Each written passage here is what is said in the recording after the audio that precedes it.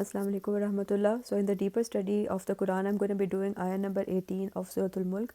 A'udhu billahi minash shaitanir rajeem. Bismillahir rahmanir rahim. Ayah number 18 is Walakat kazzabal lazina min qablihim fakaifa kana nakir. So let's look at the translation first.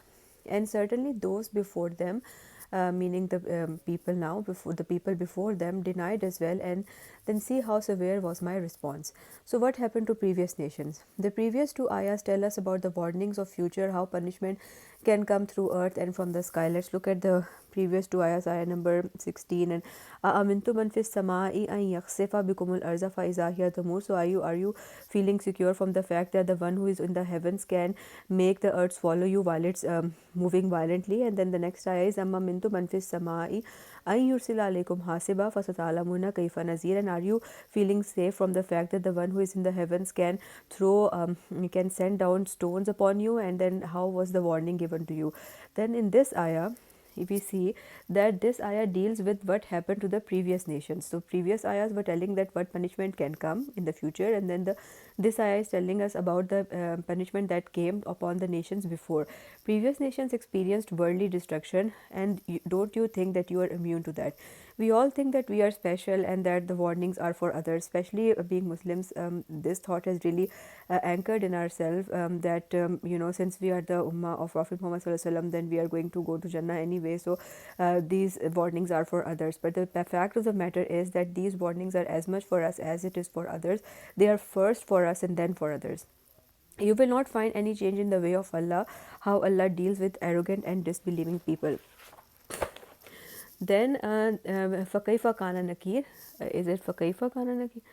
Fakaifa kana nakir, yes. So the word nakir, it has multiple meanings. Let's look at them. First meaning is cunning. Then it means clever against others, especially against enemies, outsmarting an enemy, something to become very difficult, and denial. So let's look. So these Arabic words, they have multiple meanings, and this adds the flavor to the translation, because the translation cannot capture everything that is being said from through these Arabic words. So how, let's look at how these meanings can be applied here. So how did it work out for you? Scheming against Allah. So clever against Allah, outsmarting an enemy. So how did it work out for you? Scheming against Allah. This is kind of like an irony. Then scheming against the prophets of Allah is the same as scheming against Allah. Then how did the unknown, something that is another meaning was unknown. I forgot to write that. So how did the unknown thing, means akhirah, turned out for you? You always denied it and made fun of it. So how, when and the akhirah will come, then how does it look to you? So this is also a form of sarcasm and irony. And then how did you like the difficulty Allah gave you in the form of punishment? So something to become very difficult. So how does this difficulty that has come to you in the form of punishment, how do you like it? And this is also sarcasm. So we see that the meaning of this ayah is walakat, there is no doubt about it. Walakat is like 3 times an emphasis. So there is no doubt about it. Kazzabal lazina min qablihim. So the nations who denied qablihim in the past. Fakaifa kana nakir. So how was the scheme? How was it like these multiple meanings?